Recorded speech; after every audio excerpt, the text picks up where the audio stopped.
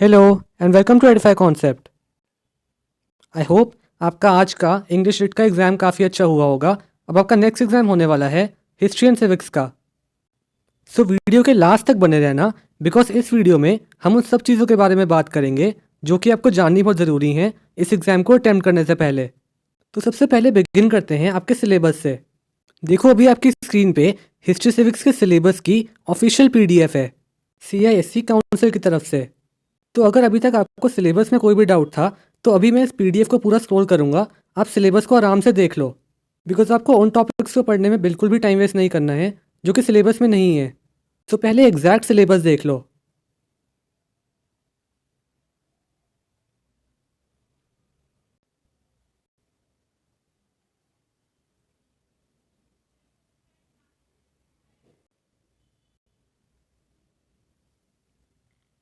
Okay, ये हो गया हिस्ट्री का सिलेबस। अब बात करते हैं नेक्स्ट चीज़ की। अब बात करते हैं पेपर पैटर्न की। देखो आपका हिस्ट्री का रिटन एग्ज़ाम होता है 80 मार्क्स का, और जो हिस्ट्री का पेपर होता है ना वो दो पार्ट्स में डिवाइडेड होता है, पार्ट 1 और पार्ट 2। पेपर का पार्ट 2 फर्दर दो सेक्शंस में डिवाइडेड होता है, जिसमें सेक्शन ए होता है सिविक्स का और सेक्शन बी होता है हिस्ट्री का। पहले पार्ट 1 की बात करते हैं। पार्ट 1 आपका होगा 30 मार्क्स का। पार्ट 1 में क्वेश्चन 1 होता है MCQs का, जिसमें 16 मार्क्स के आपके 16 MCQs होते हैं। और क्वेश्चन 2 में शॉर्ट क्वेश्चंस होते हैं 14 मार्क्स के। 7 शॉर्ट क्वेश्चन होते हैं ऑफ 2 मार्क्स ईच। और ये शॉर्ट क्वेश्चन आपके पूरे सिलेबस में से होते हैं, यानी इसमें हिस्ट्री के भी क्वेश्चंस होंगे और सिविक्स के भी होंगे। तो टोटल आपका पार्ट 1 हो जाता है 30 मार्क्स का। देन नेक्स्ट पार्ट 2 होता है 50 मार्क्स का, जिसमें से 20 मार्क्स की होती है सिविक्स और 30 मार्क्स की होती है हिस्ट्री। देखो पेपर में आपको सिविक्स में से 3 क्वेश्चंस मिलेंगे, जिसमें से आपको ओनली 2 अटैम्प्ट करने हैं, और एक क्वेश्चन होता है 10 मार्क्स का। तो क्योंकि आपको 2 क्वेश्चन अटैम्प्ट करने हैं तो टोटल सिविक्स होती है 20 मार्क्स की। अब एक चीज़ और है कि सिविक्स का जो पहला क्वेश्चन होगा वो होगा लेजिस्लेचर से, सेकंड क्वेश्चन होगा एग्जीक्यूटिव से, और सिमिलरली थर्ड क्वेश्चन आएगा जुडिशरी चैप्टर से। तो आपको तीनों टॉपिक्स में से एक एक क्वेश्चन मिलेगा पार्ट 2 में।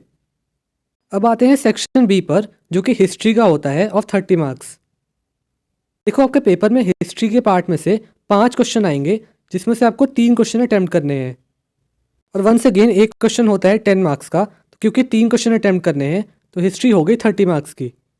तो 30 मार्क्स की history, then 20 marks for civics. Part 2 आपका होता है इस पेपर में 50 मार्क्स का। तो इस तरह 50 + 30 आपका एग्जाम हो गया 80 मार्क्स का। अब हिस्ट्री में से भी जो फर्स्ट क्वेश्चन आएगा वो आता है फर्स्ट वॉर ऑफ इंडिपेंडेंस से, जिसमें मोस्ट बुक्स में आपका चैप्टर 1 और चैप्टर 2 इंक्लूडेड होंगे। और जनरली ये क्वेश्चन इन दोनों चैप्टर्स को मिक्स करके आएगा, टोटल 10 मार्क्स का। सेकंड क्वेश्चन होता है इंडियन नेशनल मूवमेंट से, जिसमें चैप्टर 3 और चैप्टर 4 इंक्लूडेड हैं। और थर्ड क्वेश्चन आता है mass phase of Indian national movement, जिसमें चैप्टर 5, 6 और 7 इंक्लूडेड हैं। फाइनली फोर्थ क्वेश्चन आता है वर्ल्ड हिस्ट्री से, जिसमें आपके चैप्टर 8, चैप्टर 9 और चैप्टर 10 इंक्लूडेड हैं। ऐसे ही लास्ट क्वेश्चन आएगा कंटेम्प्रेरी से, जिसमें चैप्टर 11 और चैप्टर 12 होंगे। सो इस तरह आपको सेक्शन बी में 5 क्वेश्चन मिलेंगे, जिसमें से आपको सिर्फ 3 अटैम्प्ट करने हैं, और इसके आपको मिलेंगे 30 मार्क्स। सो ये हो गया पूरा पेपर पैटर्न। आई होप आपको पेपर पैटर्न काफ़ी अच्छे से समझ में आ गया होगा। अब बढ़ते हैं नेक्स्ट चीज़ पे। अब बात करते हैं थोड़ी सी टाइम मैनेजमेंट के बारे में। देखो ज़्यादातर बच्चे इस पर ध्यान नहीं देते, लेकिन मेरे ओपिनियन में टाइम मैनेजमेंट एक बहुत इंपॉर्टेंट चीज़ है किसी भी एग्ज़ाम को एस करने में, स्पेशली मैथ्स जैसे पेपर में। लेकिन हिस्ट्री में भी ये इक्वली इंपॉर्टेंट है। तो इसीलिए टाइम मैनेजमेंट के बारे में बात करना बहुत इंपॉर्टेंट है। देखो को टोटल टाइम मिलेगा 2 घंटे, यानी 120 मिनट्स। तो यहाँ पर मैं आपको टाइम मैनेजमेंट की एक स्ट्रैटेजी बताऊंगा, जो कि मेरे लिए भी वर्क करी थी और डेफिनेटली आपके लिए भी ज़रूर करेगी। देखो पहले आपको रीडिंग टाइम मिलेगा 15 मिनट्स का। तो उस रीडिंग टाइम में जितने भी MCQs होंगे उन सबको एक बार रीड कर लेना। बेसिकली MCQ के जो आंसर्स होंगे वो आप रीडिंग टाइम में ही सोच लेना। उसके बाद पेपर स्टार्ट होते ही पहले 10 मिनट्स में सारे MCQs कंप्लीट कर लेना। देन आना शॉर्ट क्वेश्चंस पे, जिस पर आपको 15 मिनट से ज़्यादा नहीं लगेंगे। तो टोटल 25 मिनट में आपका पार्ट 1 पेपर का पूरा हो जाएगा। देन हम आते हैं सिविक्स पे। सिविक्स में आपको 2 क्वेश्चंस करने हैं। और अगर आप 17 मिनट्स देते हो एक क्वेश्चन को, तो 34 मिनट्स में आपकी पूरी सिविक्स कंप्लीट हो जाएगी। देन हिस्ट्री में भी आप 17 मिनट्स दे सकते हो एक क्वेश्चन को, और आपको इसमें 3 क्वेश्चन करने हैं, तो टोटल टाइम आपको लगेगा 51 मिनट्स। तो पार्ट 2 आप अप्रॉक्सीमेटली 85 मिनट्स में पूरा कर सकते हो। और इस स्ट्रैटेजी को फॉलो करके आपके पास लास्ट में 10 मिनट्स बचेंगे रिवीजन के लिए। और ये 10 मिनट्स रिवीजन के बहुत इंपॉर्टेंट है, ये इंश्योर करने के लिए कि आपने कोई सिली मिस्टेक ना करी हो। तो इस स्ट्रैटेजी को फॉलो करना आपका पेपर टाइम में डेफिनेटली पूरा हो जाएगा। अब बात करते हैं कुछ जनरल टिप्स के बारे में।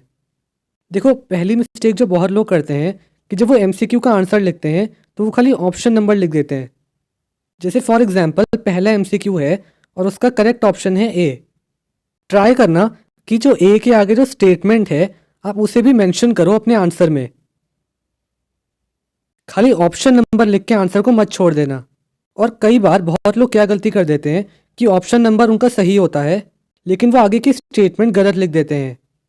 जैसे फॉर एग्जांपल फर्स्ट एमसीक्यू है और उसका करेक्ट ऑप्शन है ए, तो आपने अपने आंसर में ए तो लिख दिया, लेकिन आपने बाई मिस्टेक जो स्टेटमेंट है वो आगे लिख दी ऑप्शन बी की। तो आपके आंसर का ऑप्शन नंबर तो सही होगा, लेकिन स्टेटमेंट गलत हो जाएगी। तो ऐसी कोई मिस्टेक मत करना, एकदम रिलैक्स होकर पेपर देना। ट्राई करना कि आप ऑप्शन नंबर के आगे करेक्ट स्टेटमेंट भी लिखो। सेकंड टिप, पेपर को एक नीट और क्लीन मैनर में करना। चेक करना कि आपकी जो हैंड राइटिंग है वो प्रॉपरली रीडेबल हो। देखो, आईसीएसई में एक्स्ट्रा हैंड राइटिंग के, मतलब कि ज़्यादा अच्छी हैंड राइटिंग के आपको कोई एक्स्ट्रा मार्क्स तो ऑब्वियसली नहीं मिलेंगे, लेकिन अगर आपकी हैंड राइटिंग अनरीडेबल होगी तो हो सकता है एग्जामिनर समझ ही ना पाए कि आपने लिखा क्या है, तो ऑब्वियसली आपके मार्क्स डिडक्ट हो जाएंगे। इसलिए अपनी हैंड राइटिंग को रीडेबल रखना। हिस्ट्री सिविक्स में एक बहुत बड़ी मिस्टेक क्या होती है कि बहुत बच्चे वर्ल्ड वॉर 1 और वर्ल्ड वॉर 2 में कंफ्यूज हो जाते हैं, उन्हें मिक्सअप कर देते हैं। तो ये चीज़ प्लीज़ मत करना।